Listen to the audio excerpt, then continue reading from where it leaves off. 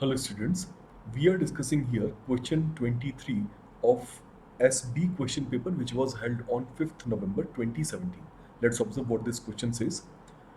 If some charge is given to a solid metallic sphere, right, this is a metallic conducting sphere, the field inside remains zero and by Gauss's law, all charge reside on the surface, okay?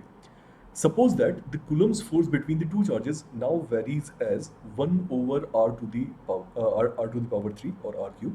Then for a charged solid metallic sphere, which of these options should be correct, right? So सबसे पहले assess करते हैं basically इस question के अंदर हमसे बताया क्या गया है. अगर हम एक कंडक्टिंग सॉलिड स्फीयर कंसीडर करते हैं एंड यहाँ पर जो फोर्स है कूलम्स लॉ है उसका वेरिएशन 1/r² के हिसाब से होता है, 1/r² के साथ में होता है. तो देन कोई भी चार्ज इस स्फीयर के अंदर रिसाइड नहीं करेगा, राइट? बिकॉज यहाँ पर इलेक्ट्रिक फील्ड जीरो होगी ही. ऐसा क्यों होता है? इलेक्ट्रिक फील्ड जीरो होने का रीज़न ये नहीं है कि ये गॉस लॉ के कारण से है. इलेक्ट्रिक फील्ड जीरो होने का रीज़न सिंपली ये है कि जब यहाँ अंदर फ्री इलेक्ट्रॉन्स पर कोई भी इलेक्ट्रिक फील्ड आप इम्प्लीमेंट करते हैं या फिर उस पर इलेक्ट्रिक फील्ड ये इलेक्ट्रॉन फील करता है, तो उस कारण से ये इलेक्ट्रॉन उस इलेक्ट्रिक फील्ड के अगेंस्ट मूव करेगा एंड सरफेस पर आकर के ये रिसाइड करेगा. सो दैट कि चार्ज सेपरेशन से एंड या फिर आप चार्ज इंडक्शन से आप ये कह सकते हैं कि देन एक एक alternative induced electric field will generate जो कि एक्सटर्नली आने वाली इलेक्ट्रिक फील्ड को कैंसिल आउट कर देगी, राइट? सो इलेक्ट्रिक फील्ड किसी भी मेटालिक कंडक्टर के अंदर, मेटालिक बॉडी के अंदर कभी भी नॉन जीरो वैल्यू नहीं एक्वायर करेगी, हमेशा electric field will be zero. So इस एक्सप्लेनेशन में गॉस लॉ का इम्प्लीमेंटेशन हमने नहीं देखा, right? So fact of the matter is कि मेटालिक या कंडक्टिंग बॉडीज के अंदर कभी भी इलेक्ट्रिक फील्ड एग्जिस्ट नहीं करेगी, right? So this is one of the ideas.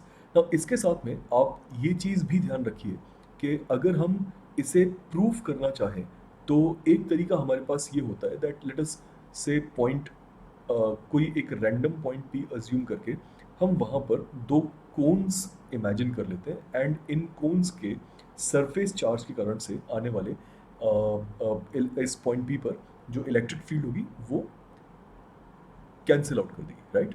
Doesn't matter point P कहाँ पर प्रेजेंट है. सो अब इस क्वेश्चन के हिसाब से अकॉर्डिंग टू दिस क्वेश्चन अगर फोर्स का variation rather than 1/r², 1/r³ के साथ में होता, देन उस केस में क्या होता? उस सिचुएशन के अंदर वी वुड हैव स्टेटेड, मतलब we would have found out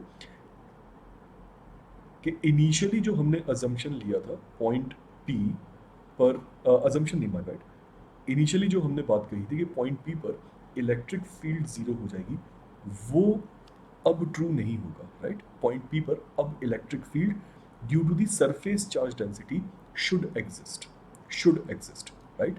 but since ये मेटालिक स्फीयर है तो जो इलेक्ट्रॉन्स के मूवमेंट एंड इंडक्शन के बारे में हमने कमेंट किया था वो अभी भी ट्रू होना चाहिए, राइट? सो पॉइंट बीइंग कि यहाँ इलेक्ट्रिक फील्ड जीरो डेफिनेटली होगी inside the sphere, but point P पर एक्सटर्नल या सरफेस पर प्रेजेंट चार्जेस के कारण से इलेक्ट्रिक फील्ड जीरो नहीं हो सकती है.